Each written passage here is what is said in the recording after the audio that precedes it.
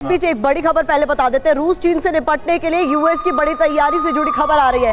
Europe और Pacific में focus बढ़ाने का फैसला किया जा रहा है। यूरोप और पैसिफिक में अत्याधुनिक जेट्स होंगे तैयार।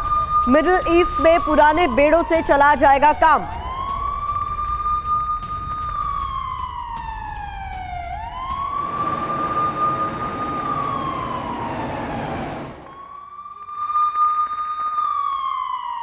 इधर सीरिया में ईरान अमेरिका के बीच टेंशन ऑल टाइम हाई है। ईरानी हमले के बाद अमेरिका का पलटवार सामने आया है। F-15 फाइटर जेट से ईरानी बेस पर एयर स्ट्राइक की गई। अमेरिकी हमले में ईरान के 11 सैनिकों के मारे जाने का दावा किया जा रहा है। पूर्वी सीरिया में 4 यूएस बेस पर ईरान ने किए थे 40 रॉकेट अटैक।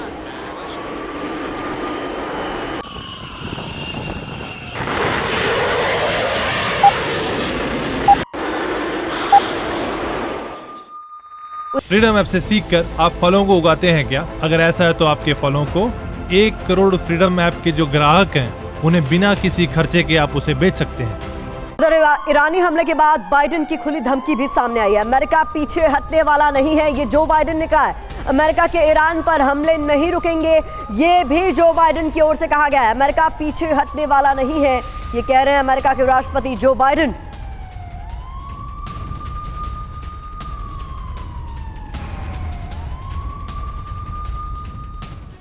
तो सीरिया में कैसे हो रहा है अमेरिका वर्सेस ईरान, क्या कुछ हुआ है, समझाने की कोशिश जल्दी से आपको करते हैं और फिर एक्सपर्ट्स का ओपिनियन बेस पर जानेंगे। देखिए, सीरिया में अमेरिका वर्सेस ईरान।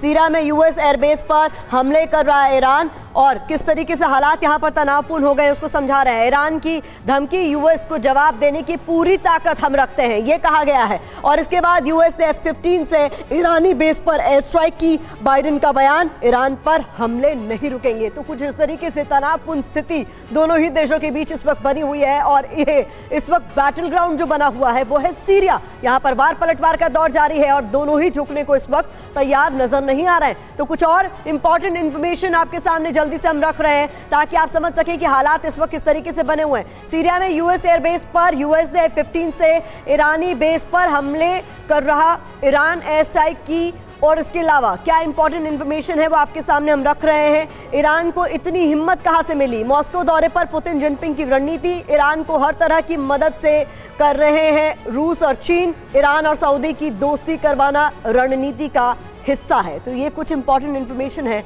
जो आपके सामने हमने रखी है। कुछ और जानकारी आपके सामने जल्दी से हम रख देते हैं ताकि इस पर कुछ अपने एक्सपर्ट से हम आगे बात कर ले। जिनपिंग का मॉस्को दौरा, बैकफुट पर बाइडेन। पहले रूस को चीन से हथियार सप्लाई के सबूत है, अब अभी तक हथियार सप्लाई के सबूत नहीं मिले। ये पूरा मामला क्या है ये मैं आपको बताऊंगी। चीन की बढ़ती ताकत से क्या घबरा गया अमेरिका? आपको याद होगा ये बाइडेन की तरफ से दरअसल कहा गया है कि ऐसे कोई सबूत नहीं मिले, लेकिन आपको याद होगा कि एक ड्रोन यूक्रेन में जाकर गिरा और उसके बाद चीन की तरफ से खुद कहा गया कि जी वो चाइनीज मैन्युफैक्चर ही ड्रोन है। तो सर ये क्या है? पहले कहा गया कि नहीं ये ऐसे कोई सबूत नहीं मिले हैं, लेकिन अमिताभ जी अब कहा जा रहा है कि नहीं कोई सबूत नहीं मिले, लेकिन चाइना की वो कंपनी जिसने ड्रोन मैन्युफैक्चर किया उसने तो कहा कि नहीं हमारा अपना ड्रोन है।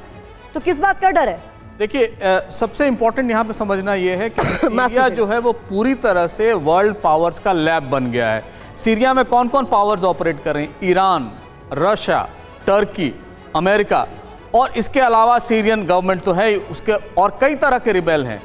जिस तरह से सीरिया में या वेस्ट एशिया में जो अलाइनमेंट, रीअलाइनमेंट ऑफ फोर्सेस हुआ है उसमें चाइना का महत्व बढ़ गया है और चाइना कभी नहीं चाहेगा कि ईरान अमेरिका पर दबाव अपना कम करे।